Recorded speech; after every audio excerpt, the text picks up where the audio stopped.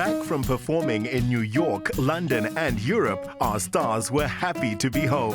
Hello, ladies. How are you? I feel like I should enter and be like, hello. Welcome back home. It's good to be here. Thank you. Do you want to see you? Absolutely. Grab something Thank to you. drink. Thank you very much. Join us. I mean, don't you guys miss home? Look at this beautiful sky and cold Europe. Fantastic. We missed this. I always miss this, and that's why I try to come home as often as I can, but, you know. Opera is quite an interesting art form to get into. Where did it all start for you? I grew up in Mabopane, north of Pretoria, a township girl who loved singing in the bathroom. Never really took it serious until I got to high school. High school, suddenly we had opera introduced in school choir competitions. And I remember my first aria was Orsai Kilonore. Orsai Kilonore, babram, babram, babram. She knows it. And at the time, I knew nothing about opera, really. You know, I hadn't heard about this music, but luckily the voice was there. So the teacher comes, if there's a music, we look at the music with him. And I remember the first time I put my voice on the score. I was so calm with it. I loved it. I didn't understand what it was at the time, but I knew right there, this is what I want to do. And Golda, was it the same for you? My road to opera took a little bit longer than Kelebogile. I was at university already. I was studying journalism, and I ended up going to the music department because I was tired of just studying books. I wanted to like play an instrument or do something.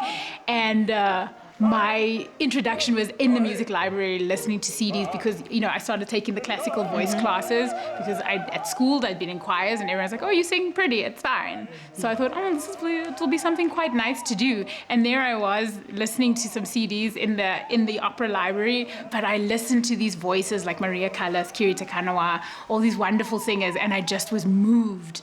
And I thought to myself, oh my gosh, I want to try and do this. Please, someone help me figure out how to be able to do this. And it's just been from there a love affair that hasn't stopped. You sing in different languages, German, Italian, French. Was it hard to understand the emotion behind it?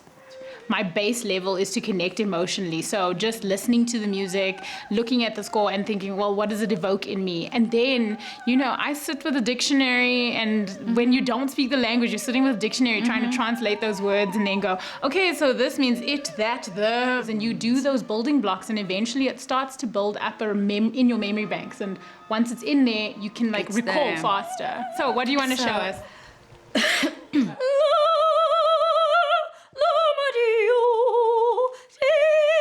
No, she's got it. She's got it.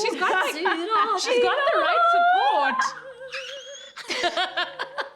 Ladies, I can't wait to see you this evening. I've taken up so much of your time. I don't want to exhaust you out, so I'm going to let you just relax, zen, and get into your mode. Space. Yes. Thank you very much. Thank you so I'll much. see you later. Thank you. Yes, keep practicing. Maybe I'll Keep come it on going. stage. Keep it going. Keep it going. At that night's Opera Jewels event, these two sopranos were a source of much pride for the high-profile guests. What are you most looking forward to this evening?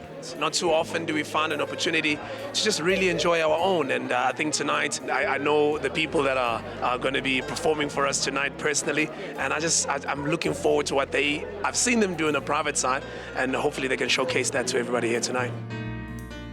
Mandisa, isn't it just such a beautiful evening to celebrate young, talented South Africans? It certainly is, and it's a very exciting evening for me because it's my first time here, and to be able to come and see South African opera jewels that are based in Germany, it's really going to be an exciting evening.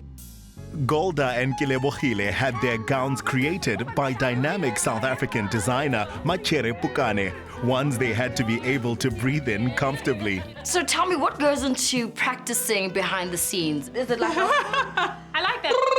That's a good one. Yep, that's a good one.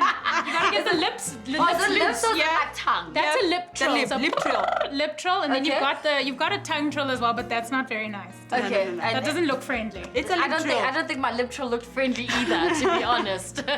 So is that what you guys do before you get onto stage? Yeah, you do a lot of lip trills, get that loose, and then I like of to do warm-up. body work just to get Okay. my body like energized, and then make sure the voice is in place. And I hum a lot. It helps me. I sort of know, where am I, Kile? Are we okay? Are we not? So humming helps me. I hear her humming all the Yeah. time. I must tell you guys look so gorgeous. How do you feel in your dresses? We are opera singers, my dear, so the drama is needed. So I feel fantastic in my dramatic dress.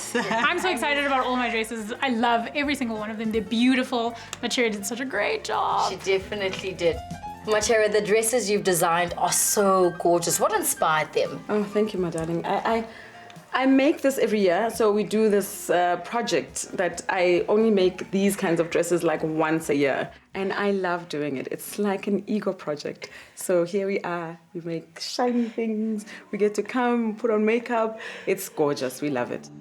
Directed by Maestro Kutlwano Masute, conducting the Chamber Orchestra of Johannesburg, are opera jewels dazzled. We're here to celebrate black women and black African women who are global stars. I often say it's amazing that our young people know Beyonce and Babes Wodumo.